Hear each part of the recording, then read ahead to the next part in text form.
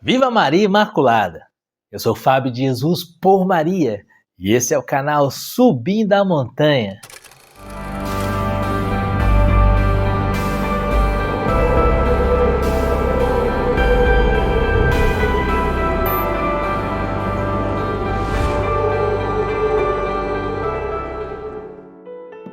Palavras de vida eterna, o pão da palavra no seu dia a dia.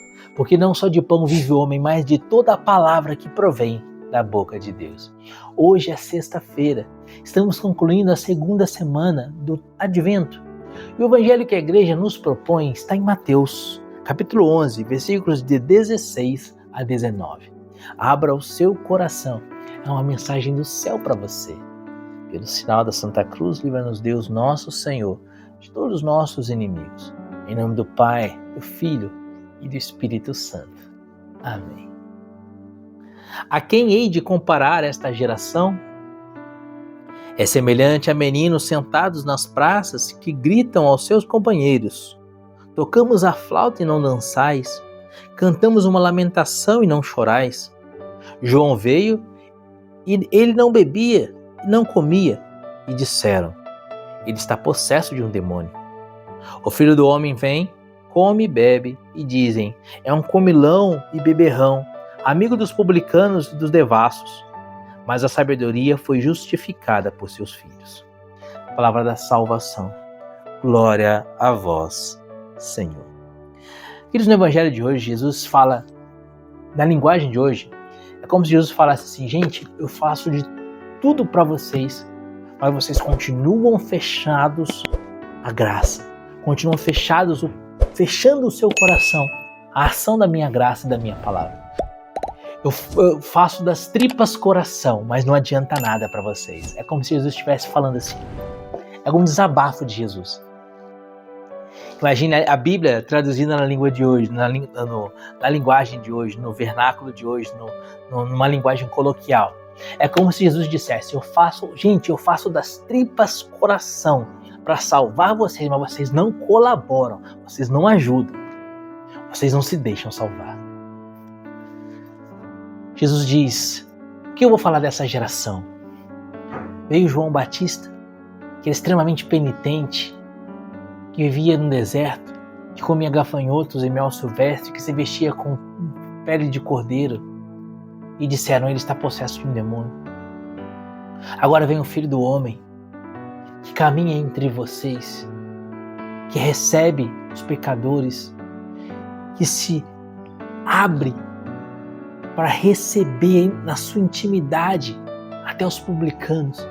E vocês dizem que ele é um comelão e um beberrão, amigo dos publicanos e dos devassos. Gente, eu não consigo agradar vocês. É como se Jesus dissesse: gente, eu não estou conseguindo agradar vocês.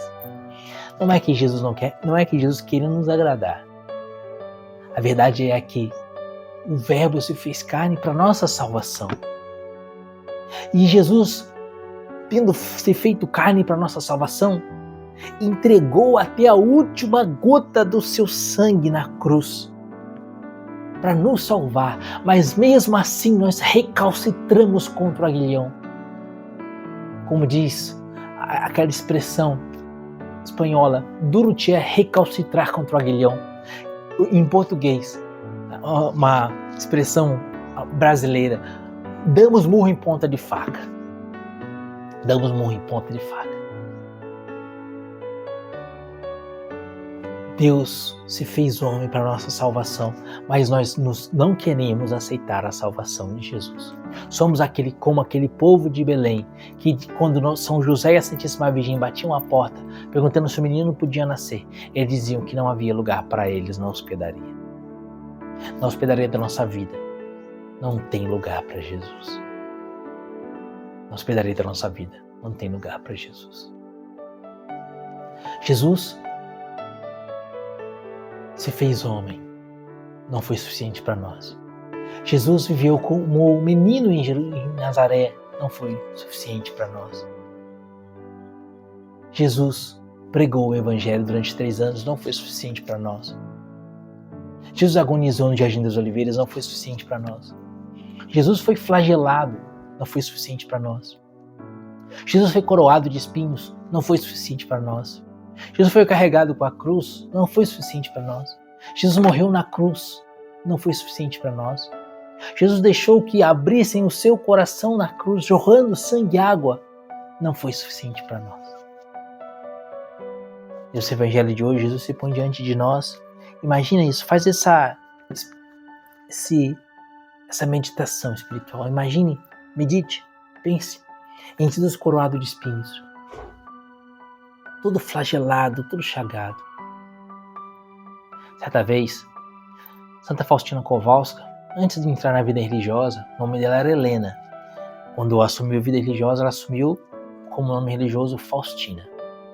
Santa Faustina Kowalska, então ainda no século, Helena Kowalska, havia querido entrar para a vida religiosa, havia querido manifestar o seu desejo de ser religiosa, mas a sua família havia se oposto à sua vocação. Então ela, resignada, entendeu que não era aprovado pelos seus pais que ela fosse religiosa. Então ela resolveu viver uma vida secular, uma vida como de todas as outras moças. Um dia ela foi convidada para uma festa, para um baile. Isso na década de 20. Foi convidada para um baile, na década de 1920.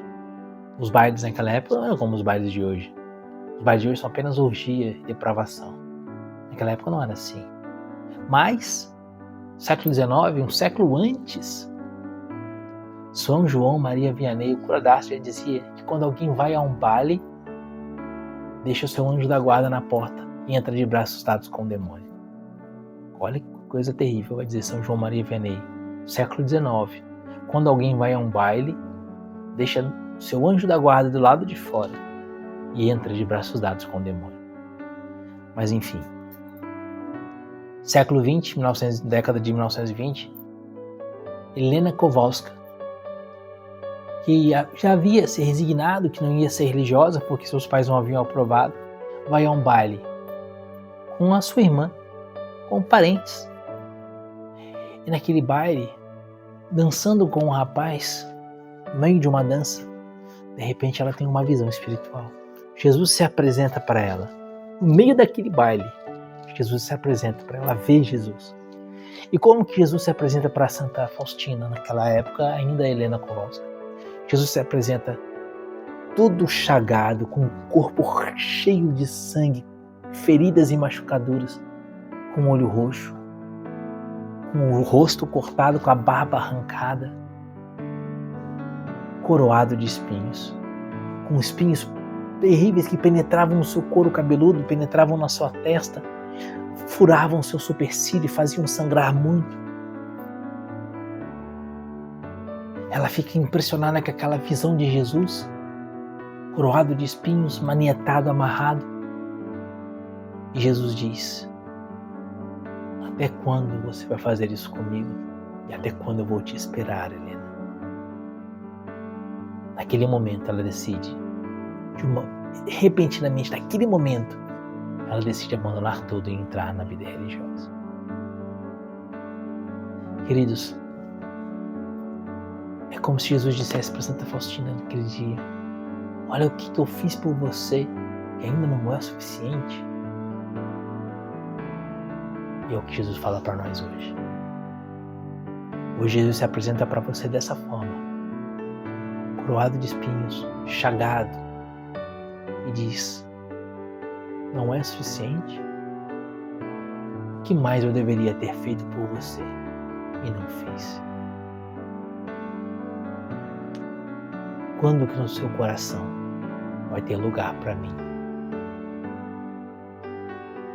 Examine o seu coração, meu irmão. Seu coração tem lugar para o trabalho, tem lugar para o lazer, tem lugar para as contas, para as dívidas, para o curso superior, para os projetos e para tanta coisa. Mas seu coração tem lugar para Jesus? Ou na casa do seu coração Jesus tem ocupado